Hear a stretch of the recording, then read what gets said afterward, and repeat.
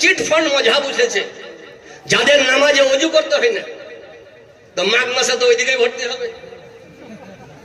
ভর্তি হবে কি হবে না? সব ঠিক বেশি বিনা অজুতে কোরআন ছোঁয়া যাবে, লোক ওইদিকে যাবে। কিছুদিন আগে ফতোয়া ছিল যে তারাবি 8 রাকাত, তো ঠিক আছে ওদের মজহাব অনুযায়ী। আস্তে আস্তে ফতোয়া হলো যে 3 দিন পড়লেই হবে, রমজান মাসে 3 দিন পড়লে হবে। তো ইয়ারা দেখলো এদের এগুলো যে না, ইয়াতে লোক আসছে না, কি ফতোয়া, নতুন ফতোয়া বেরিয়ে গেল যে জীবনে একবার পড়লেই হবে।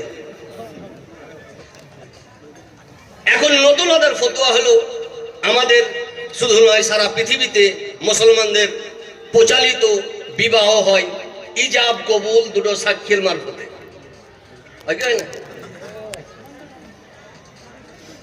তো যারা সাক্ষী থাকে তারা কবুল করে না যে বিবাহর জন্য জামাই সেজেছে বর সেজেছে, সেও কবুল করে।